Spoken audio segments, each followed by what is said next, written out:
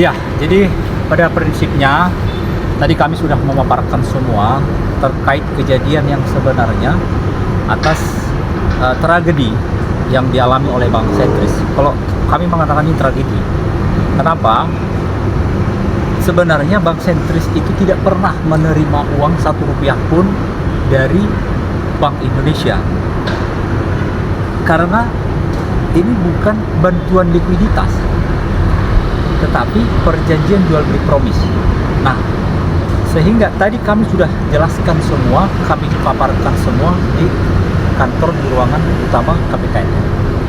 Pada prinsipnya saat ini setelah kita paparkan semua kronologis yang terjadi di tubuh Bank Sentris yang mengakibatkan Pak Andre Teja Dharma sampai sekarang ini masih tetap status tertuduh sebagai obligor.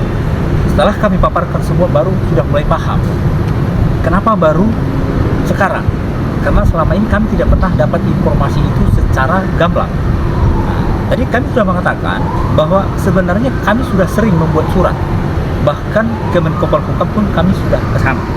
Namun pada saat kami paparkan di Menko Polhukam, pada prinsipnya waktu Pak Menko masih Pak Mahfud, dia mengatakan awalnya dia diam, tidak bisa memberikan advice apa-apa. Tetapi karena pada saat itu Pak Menko sedang menghadapi guncangan atas kasus yang 347 triliun, dia pun tidak bisa memberikan masukan apa-apa. Hanya satu katanya, kalau memang punya bukti, lawan. Tapi jangan kasih tahu kalau saya yang mengatakan itu. Karena dia pada prinsipnya kan dia selaku ketua koordinator Satgas LBI. Ya memang wajar dia mengatakan begitu. Tetapi fakta adalah fakta. This is real. Ini nyata bahwa Bank Sentris tidak pernah menerima uang itu 1 rupiah pun. Bang, ini kan sudah berulang kali Pak Andi mengatakan itu ke KPK, tapi kan tidak pernah ada tanggapan. Betul. Kenapa hari ini Abang yakin mereka mau menanggapi itu? Karena memang selama ini kan hanya ada surat kita minta untuk memberitahu menyampaikan.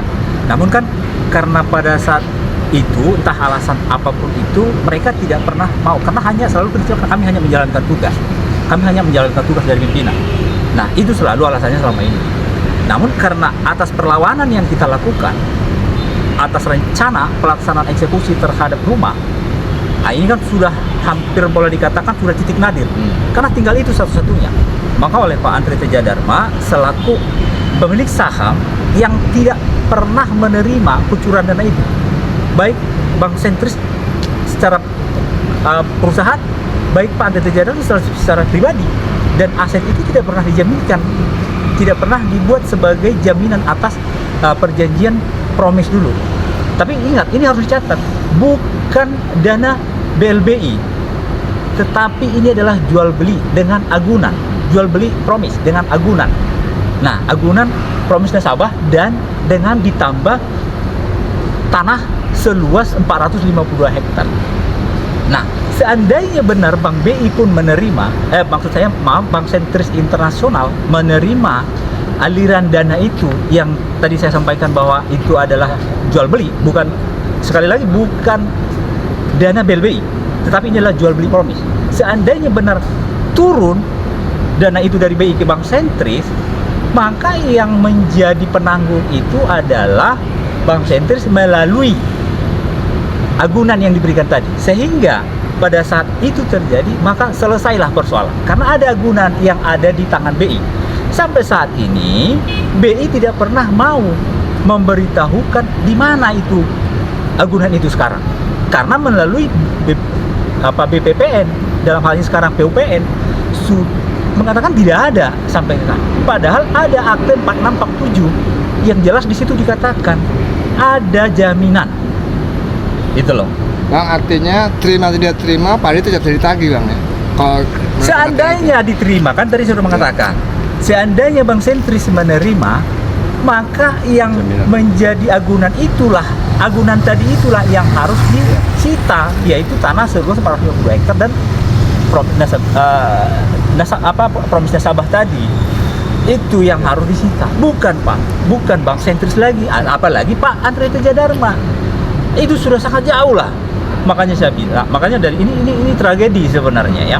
Kalau kita buka ini semua ya, kita buka semua bagaimana proses kejadian ini, ya mungkin ya bangsa ini agak sedikit bujang lah. Tapi apapun itu, oleh Pak Andre Teja Dharma tadi setelah mengatakan, menyampaikan semua pemaparannya itu ke KPKNL, oleh KPKNL pada prinsipnya baru memahami persoalan ini, ya, dan akan ditindaklanjuti dengan menyampaikan kepada pimpinan.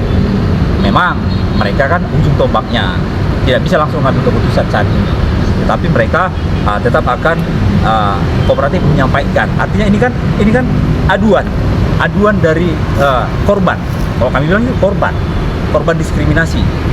Kalau saya mengatakan ini korban diskriminasi oleh BI, oknum ya. Kita nggak company-nya bukan, tapi oknum. Tapi apapun itu, setelah tadi kita paparkan semua di sana, akan disampaikan ke pimpinan, dan nanti bagaimana dari pimpinan nanti akan ditentukan lagi waktu yang tepat oleh KPKNL. Ya, dengan tentu kami tetap akan membuat surat. Tadi itu makanya disampaikan supaya ini semua berjalan sesuai apa yang sudah dipaparkan.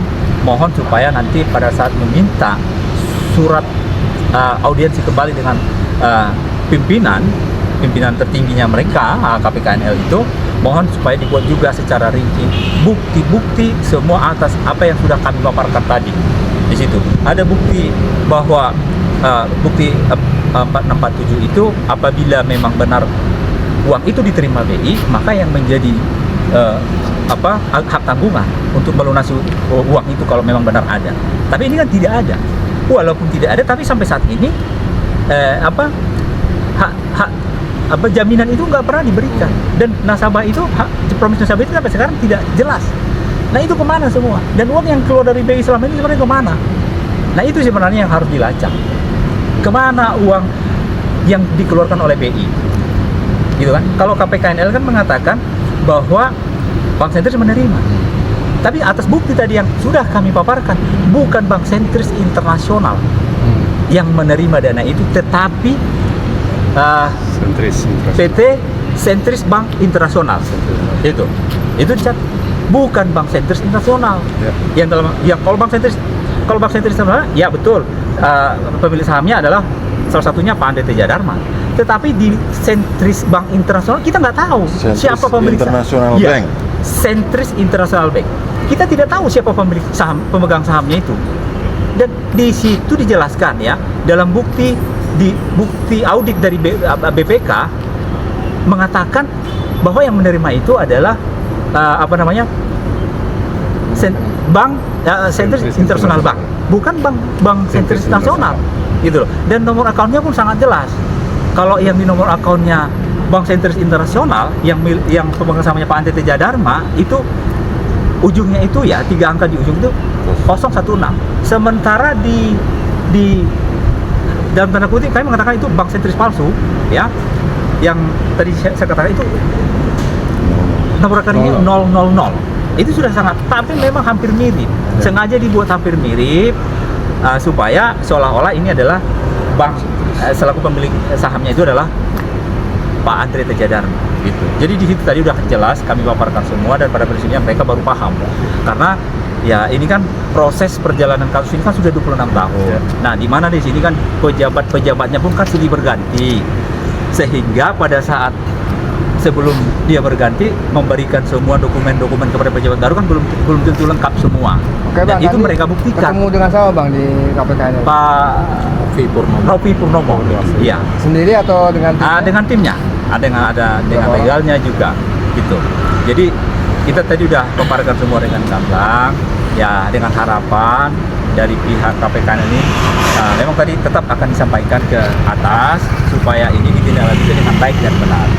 Karena apapun adalah keadilan nomor satu. Bahwa Pak Andre Teja Dharma adalah salah satu pengusaha yang besar sebelum terjadi krisis. Gitu loh.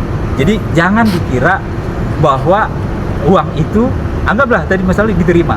Kalaupun diterima, uang itu bukan untuk beli aset-aset pribadi dia, bukan. Karena dia kan hanya pemegang saham. Dia bukan direksi, gitu loh. Ya. Jadi saya rasa cukup jelas tadi. Ya, kita hanya menunggu dari pihak KPK lain untuk ke yang lebih tinggi lagi, karena memang kita kan hanya undangan audiensi hari ini hanya dari KPK. Kalau soal aset kan gimana janji mereka Bang? Bagaimana? Soal aset pelelangan telah disita dan nilai itu gimana Nah, mereka? tadi kan kita udah sampaikan juga, karena ini lagi dalam berproses dan setelah mendengarkan dari pemaparan kami bahwa ini real, nyata, semua dan ada bukti, dokumennya ada.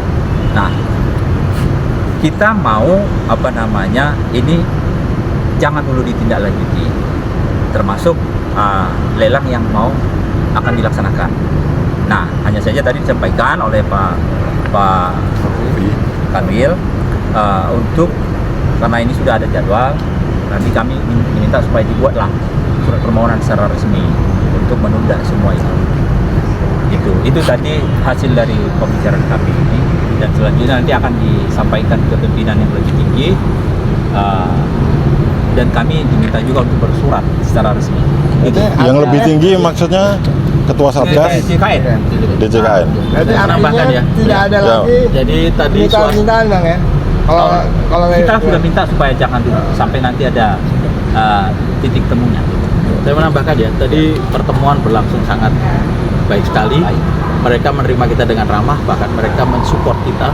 Karena setelah kita berikan paparan, Pak Andri memberikan paparan tentang duduk persoalan yang sebenarnya, mereka baru sadar bahwa ternyata ada yang salah di sini dalam rangka itu. Tapi mereka memang diberi tugas untuk melakukan penyitaan.